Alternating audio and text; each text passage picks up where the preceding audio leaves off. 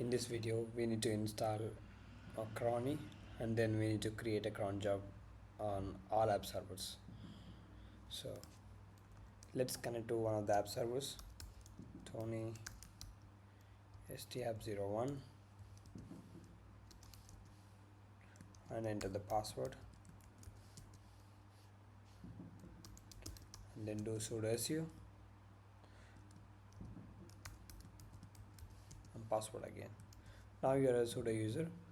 So what I observed, actually the cron is already installed. If you do systemctl status crond, so it's been up and running now already.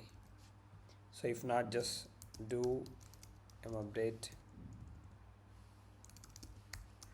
-y and then do install cronie. Okay, if it's not installed, and then you can run systemctl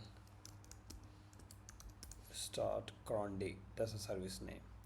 So this is how you can do, but it's been already installed, so you just check the status with the systemctl status and then crond. If it is installed, you don't need to install it. So basically, what is this cron job? So if you want to take a SQL, for instance, database backup, then for every 1 hour, so you need to run the command to take the backup for every 1 hour. So that's not feasible, right? Because just imagine you need to run that command for every 5 minutes, 24/7. I mean 24 hours for every 5 minutes. So it's not going to be possible. So it's hard for us to do it. Just log into the system and taking backup. Instead of that, you can set a cron job that runs for a specified time. So in this case, we need to run this job as a root user. So we are already root user now.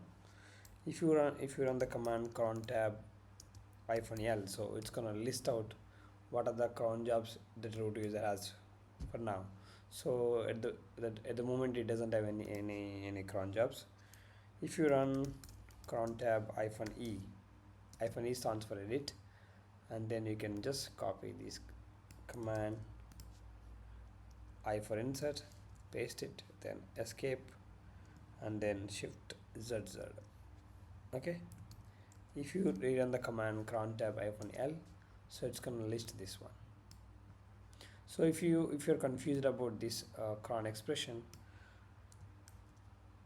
you can go to cron tab guru and then enter it. So it says that at every 5th minute it runs it. That's what it does. Now let's jump into server, other app servers.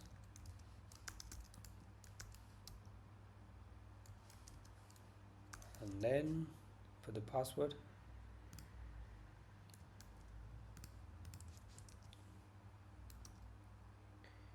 be a sudo user again. Just repeat those steps.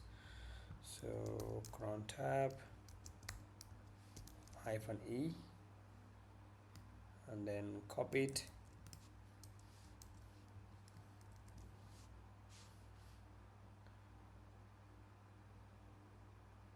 okay, it says bad minute. Okay, I missed something maybe.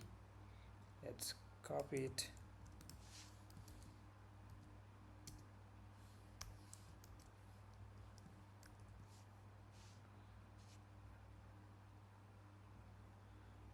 cron tab installing. Okay, let's check that first. System ctl status crond. Okay, it's active. If I do cron tab -l, that's been set up actually. Let's exit and then go to server 3,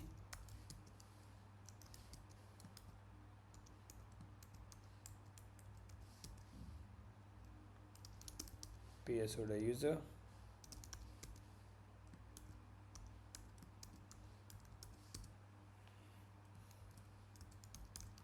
cron tab -e, it's cron tab, and then paste it. Just do cron tab -L.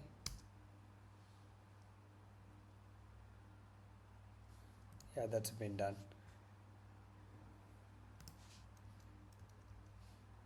If you go to server 1, let's check that.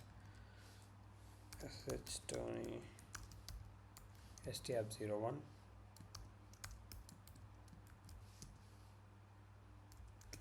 If you go to temp, do ls-l, yeah, that file has been created. You can check that. It says hello. That's what we are trying to do. So that's how it works. Let me show you a simple demo as well. So if I do sudo su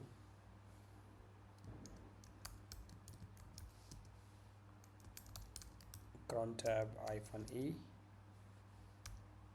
what I'm gonna do, I'm gonna run this for every, okay, let's do this for every 30 seconds instead of that. So probably 30 star, I think. No,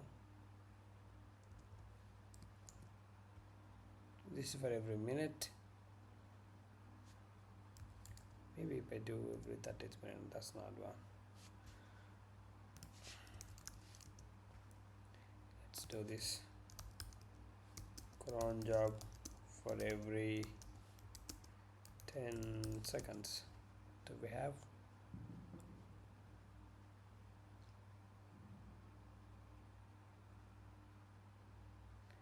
So basically for every minute only we usually have, we need to loop it, so that's fine, we don't need to worry. Just do that, and then what I'm going to do, I'm gonna print echo date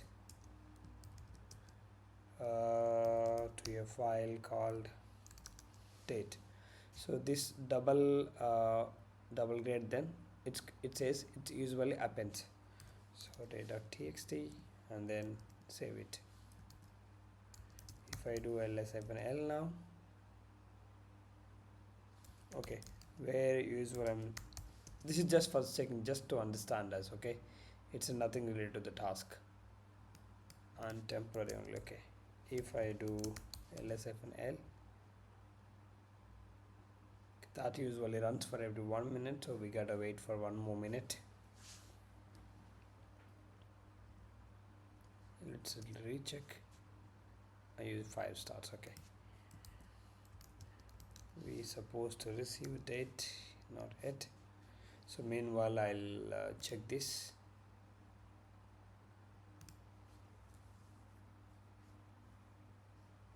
Yeah, it's been successful. Yeah, we got the date. If you wait for 1 more minute, this file will be appended with the new time, because that usually runs for every 1 minute. Think, oh, that's been exited. That's fine, you can check with yourself. That's all for this video. Thank you so much for watching.